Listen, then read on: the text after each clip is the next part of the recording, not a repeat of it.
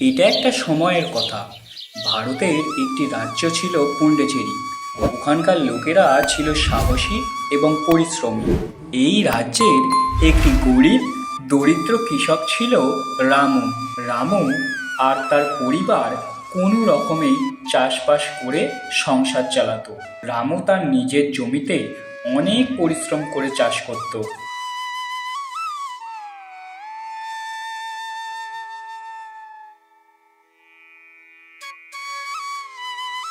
এই নাও তোমার ভাত, আলু সিদ্ধ, কাঁচা লঙ্কা আর পেঁয়াজ মাখা। তাড়াতাড়ি খেয়ে নাও তো, তারপর কাজ শুরু করো। আর কয়েকদিন অপেক্ষা করো, কয়েকদিন পরেই আমাদের ফসল উঠবে। তখন আমরা ভালো ভালো জিনিস খাবো। তখন আর এই আলু সিদ্ধ মাখা আর ভাত খেতে হবে না। আচ্ছা, তুমি তাড়াতাড়ি খেয়ে নাও আগে, তারপর কাজ শুরু করো। আর এসব নিয়ে এখন আর ভাবতে হবে না। আচ্ছা, আমি তাহলে গেলাম। ঠিক আছে।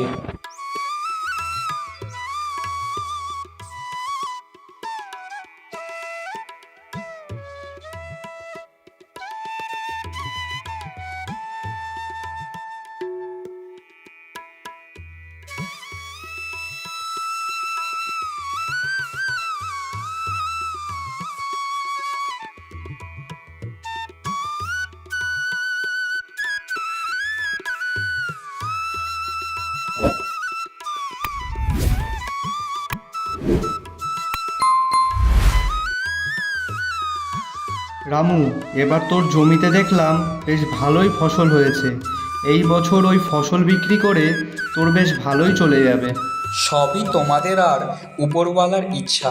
এবার যদি ফসলটা ভালো হয় তাহলে এবছর রাজামশাইয়ের কর কিছুটা হলেও পরিশোধ করতে পারবো। উপরওয়ালা তোর সহায় হোক। ঠিক আছে, আমি তাহলে চলি, আমার আবার কাজ আছে। ঠিক আছে, যা তাহলে।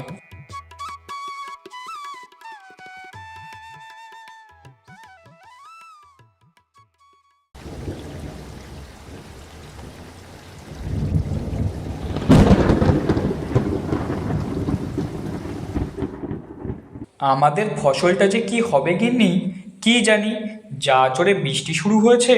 চিন্তা করো না, শুধু উপরওয়ালাকে ডাকো, সব ঠিক হয়ে যাবে। হ্যাঁ, তাই যেন হয়। উপরওয়ালা যেন আমাদের ফসলটাকে দেখে শুনে রাখে। আজ এত বৃষ্টি হচ্ছে, আজ কি রান্না করি বলো তো? খিচুড়ি আর ডিম ভাজা করো। বৃষ্টির দিনে খেতে বেশ ভালোই লাগবে কিন্তু। তা ভালোই বলেছ তুমি। বর্ষার দিনে খিচুড়ি আর ডিম ভাজা হলে খাওয়াটা বেশ ভালোই জমবে। খিচুড়ি আর ডিম ভাজা করো। বৃষ্টির দিনে খেতে বেশ ভালোই লাগবে কিন্তু। আমি তাহলে এখনই রান্নাটা বসাই।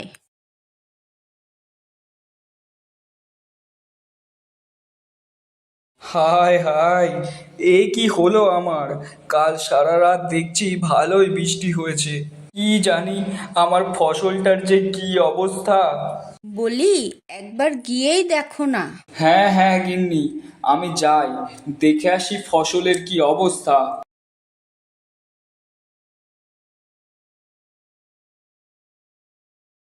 ওরে রামু, কোথায় গেলি রে? তাড়াতাড়ি দেখবি চল, কি হয়েছে।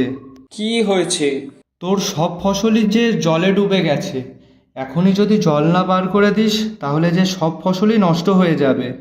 সে কি বলছিস তুই? তবে আর বলছি কি, তাড়াতাড়ি চল।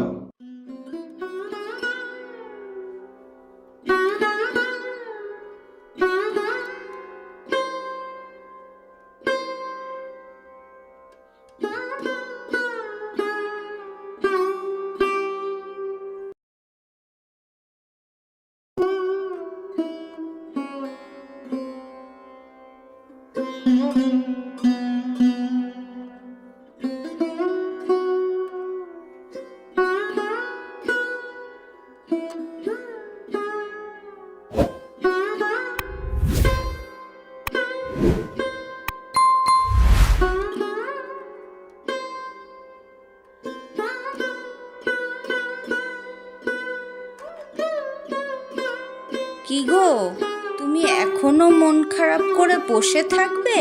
তা কি করব বলো গিন্নি? আমার ধান এই মাঠে সব থেকে ভালো হয়েছিল। এক রাতের বৃষ্টিতে যে সবটা ওলটপালট হয়ে গেল। ভেবেছিলাম এই বছর ধান বিক্রি করলে সংসারটা আবার বেশ কিছুদিন ভালো করে চালিয়ে নিতে পারবো। জানি সংসারটাই বা চলবে কি করে, আর আমরা খেয়ে পড়ে বেঁচেই বা থাকবো কি করে। তোমায় এত চিন্তা করতে হবে না গো। যেটুকু ধান হয়েছে তা তুমি বিক্রি করে দাও। আমরা পরের ফসলটা ওঠা অবধি কোনো রকমে দুমুঠো খেয়ে সংসারটাকে চালিয়ে নেব খুনি। তুমি এবার যা ধান হয়েছে বাজারে বিক্রি করে দাও, নইলে এরপর ভিজা ধানের কল বেরিয়ে যাবে। এখন যা দেবে তার থেকেও কম দেবে পরে। আচ্ছা, আমি তাহলে কালই বাজারে গিয়ে ধানগুলোকে বিক্রি করে দিয়ে আসি। হ্যাঁ হ্যাঁ, তাই করো।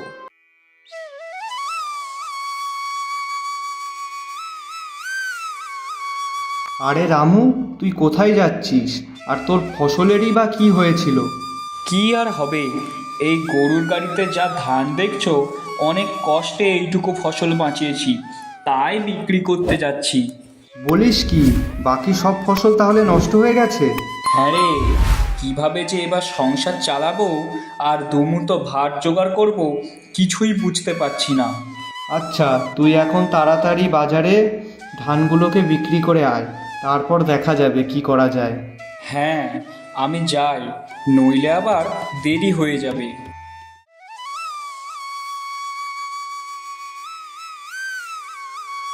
তোমাদের যার কাছে যা ধান আছে সবাই আমার কাছে নিয়ে এসো, আমি তোমাদের ভালো দাম দেব। কেউ ওই মিথ্যা ব্যাপারীর কাছে যাবে না। ও বাজারে ধানের যা দাম চলছে তার থেকে অনেক কম দাম দিচ্ছে। তোমার ধানগুলো যে আমি এখন কিনতে চাইছি, এই তোমার কপাল ভালো। এমনিতেই কিছুদিন আগে বৃষ্টিতে তোমাদের মাঠে জল উঠে গেছে, তোমাদের ধান ভেজা, আর আশপাশে বাজারে ধান কেনার মতো অন্য ব্যাপারীও নেই, তাই তোমরা তোমাদের ধান অন্য কোথাও বিক্রি করতে পারবে না। তোমরা কেউ ওর কথা বিশ্বাস করবে না। একটু অপেক্ষা করো, আরও অনেক ব্যাপারী আসবে আমাদের ধান কিনতে। তোর সাহস তো কম না, একটা সামান্য চাষি হয়ে তুই এত বড় কথা বলছিস। যা, তোর ধান কিনবই না। তোমরাও কি ওর মতন তোমাদের ফসল আমার কাছে বিক্রি করতে চাও না? আমরা তো বলিনি আপনার কাছে ধান বিক্রি করব না। এই সময় সকলেরই সংসার চালাতে অসুবিধা হচ্ছে। আপনি যদি ধানের দাম একটু বেশি দিতেন তাহলে আপনার কাছেই আমাদের ধান বিক্রি করতাম। আমি 1 টাকাও আর বাড়াতে পারবো না। তোমার এই ধান দিলে দাও, না দিলে না দাও। সবাই বাধ্য হয়ে তাদের ফসল সেখানেই বিক্রি করলো।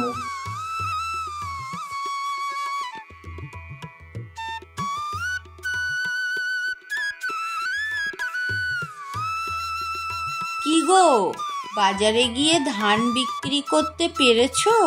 হ্যাঁ, কিন্তু খুবই অল্প দামে বিক্রি করেছি। এই টাকা দিয়ে সংসারই বা চালাবো কি করে, আর রাজামশাইয়ের করই বা দেবো কি করে, কি জানি। উপরওয়ালা আমাদের জন্য যা ভেবেছেন তাই হবে। তোমাকে এখন আর এত চিন্তা করতে হবে না। তুমি এবার একটু বিশ্রাম নাও, আমি ততক্ষণে রান্না বসাই, খেয়ে শুয়ে পড়ো। ঠিক আছে, তাড়াতাড়ি রান্না করো, খুব কষ্ট হচ্ছে এই কয়দিন ধরে।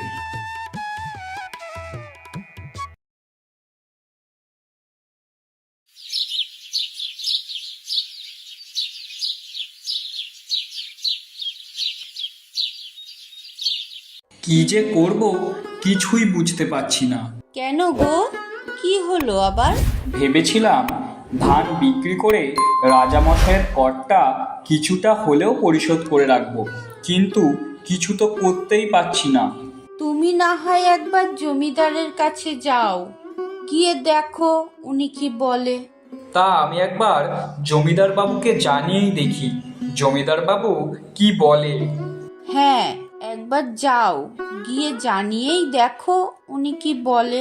এখন হয়তো জমিদার বাবু বাড়িতে আছেন, আমি যাই, গিয়ে দেখি উনি কি বলেন।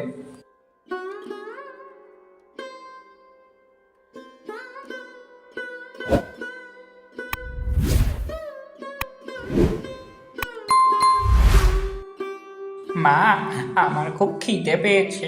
একটু বসো, আমি খাবার দিচ্ছি। আজকেও পান্তা ভাত? একটু খেয়ে নে, তোর বাবা এলেও ওই পান্তা ভাতই খেতে দেব।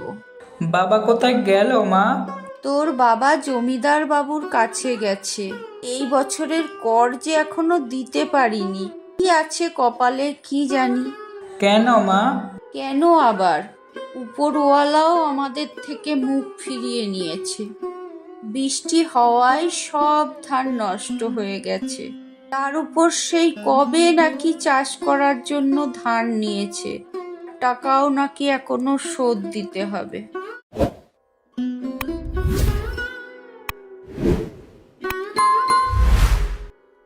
কি গো, জমিদার মশাইকে জানিয়েছো?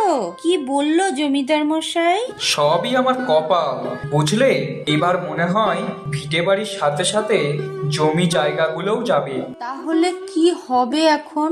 ওপরওয়ালাই একমাত্র জানে। কত হাতে পায়ে ধরলাম, কর দীর্ঘদিন না দেওয়ায় তা বেড়ে নাকি এখন অনেক হয়েছে। এদিকে বৃষ্টির জন্য ফসল তো নষ্ট হয়ে গেছে, আর যেটুকু হয়েছে তা কোনো রকমে খেয়ে পড়ে থাকছি। ছেলেটাকেও ঠিক মতো খেতে দিতে পারছি না। এখন যদি করের টাকাটা ঠিক সময় মতো না দিই, তাহলে যেটুকু জমি আর ভিটে বাড়ি আছে সেটাও নিয়ে নেবে। তাহলে কি করব গো? জমি না থাকলে চাষই বা করব কি করে, আর আমরা খেয়ে পড়েই বা বাঁচবো কি করে? জানি না কি করব, কিছুই বুঝতে পারছি না।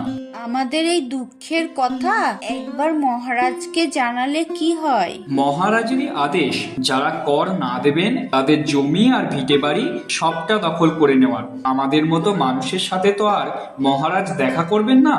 আমরা গরিব দিন আনা দিন খাওয়া মানুষেরা কিভাবে বেঁচে থাকবো তাতে তারই বা কি যায় আসে। হে উপরওয়ালা, একবার আমাদের দিকে মুখ তুলে দেখো, নইলে যে আমরা না খেতে পেয়ে মারা যাব।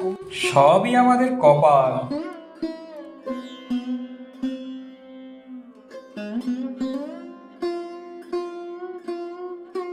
রাজ্যের কি সংবাদ মন্ত্রী? আমার প্রজারা সব কেমন আছে? কোনো খবর কি আছে তোমার কাছে? তারা যদি সুখে নাই থাকে তবে কিসের আমি রাজা? আমার প্রজারা যদি সুখে নাই থাকে তাহলে আমি কেমন শাসক? একটা উপায় আছে রাজা মশাই, আমরা যদি রাজ্য ভ্রমণ করে প্রজাদের সুখ দুঃখের কথা জানাতে পারি তাহলে কেমন হয়? তা তুমি কথাটা মন্দ বলনি মন্ত্রী। আর দেরি করো না, তুমি তাহলে একবার রাজ্য ভ্রমণ করেই দেখে এসো রাজ্যের প্রজাদের কি কি অসুবিধা আছে।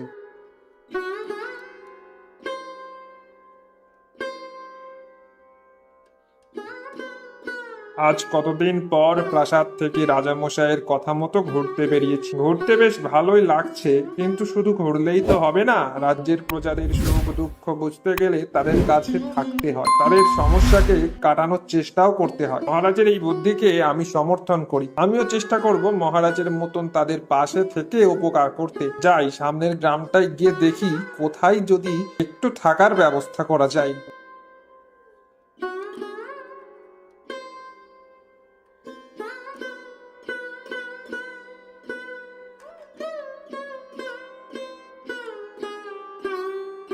কেউ বাড়িতে আছেন? আপনি কে? বাবা তো এখন বাড়িতে নেই। আমি তোমাদের গ্রামে ভ্রমণের জন্য এসেছি বাবা, কিন্তু কোথাও আমার ঠাঁই হয়নি। তোমরা যদি আমাকে একটু আশ্রয় দাও তাহলে একটু থাকতে পারি। দাঁড়ান, আমি আমার মাকে ডাকি। মা, ও মা, দেখো কে এসেছে।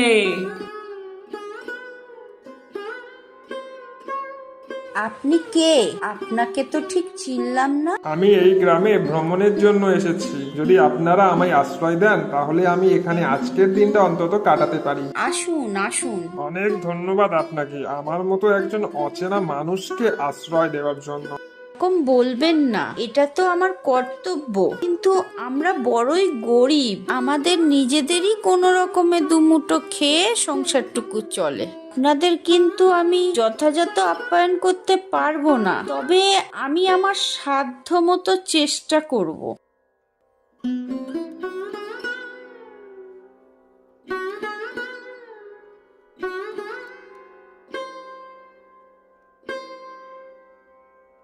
গিন্নি, ওনাকে তো ঠিক চিনলাম না। উনি কি তোমার পিস্তুত দাদা? না না, উনি আমাদের গ্রামে ভ্রমণের জন্য এসেছেন, আমার কাছে আশ্রয় চেয়েছেন, তাই আমি ওনাকে আশ্রয় দিয়েছি। অচেনা মানুষকে আশ্রয় দিয়ে তুমি না হয় তার উপকার করতে চেয়েছো, কিন্তু আমাদের নিজেদেরই খাওয়ার জোগাড় নেই, আমরা তাকে কি খেতে দেব? আর আমরা নিজেরাই বা কি খাবো?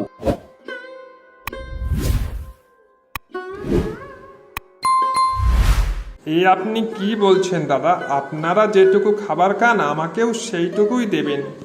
না না, আমার সামর্থ্য অনুযায়ী আপনার সেবা করার চেষ্টা করব।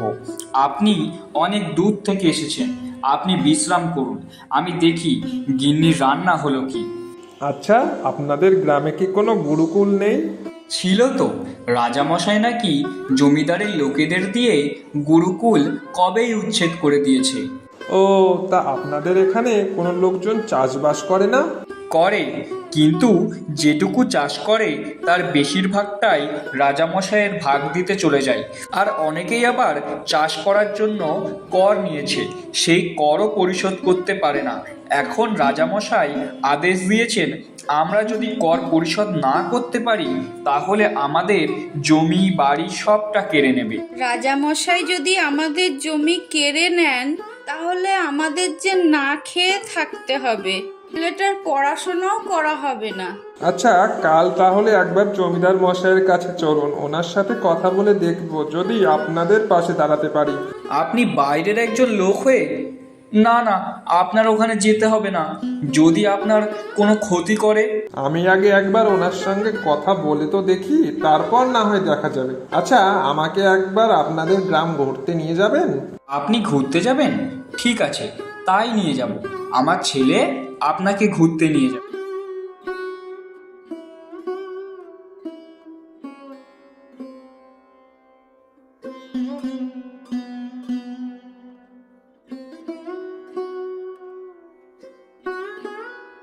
কেউ বাড়িতে আছো?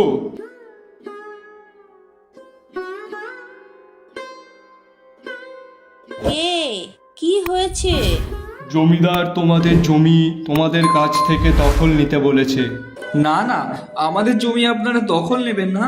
ধানের টাকা না দিলে তোদের ভিটে মাটি থেকেও উচ্ছেদ করব। আমাদের জমি দখল করবেন না, দোহাই আপনাদের, ওটাই যে আমার শেষ সম্বল। কর পরিশোধ কর, তাহলে জমি ফেরত পেয়ে যাবি। ফসল যে সব নষ্ট হয়ে গেছে, ঋণের আর করের টাকা পরিশোধ করব কি করে? ধান নেবার সময় মনে ছিল না? কি করে পরিশোধ করবি? এইভাবে আমার জমি দখল করবেন না, আমায় একটা সুযোগ দিন, আমি সবটা পরিশোধ করে দেবো। এটাই তবে তোর শেষ সুযোগ।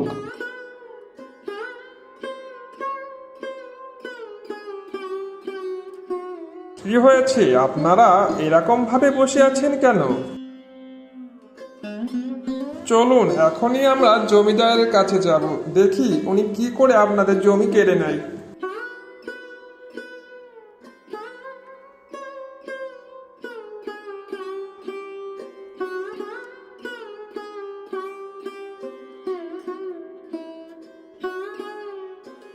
মশাইয়ের নাম করে জোর করে তোমরা করের টাকা আদায় করছো? তাই নাকি? হ্যাঁ তাই, গরিব চাষিদের ফসল নষ্ট হয়ে গেছে, তার উপর রাজামশাইয়ের নাম করে তোমরা এই গরিব মানুষগুলো জমি ভিটে বাড়ি কেড়ে নিয়ে তোমরা তাদের উপর অত্যাচার করছো, আর নাম বলছো রাজামশাইয়ের। লজ্জা করে না তোমাদের? কে আছিস? বন্দি কর এদের।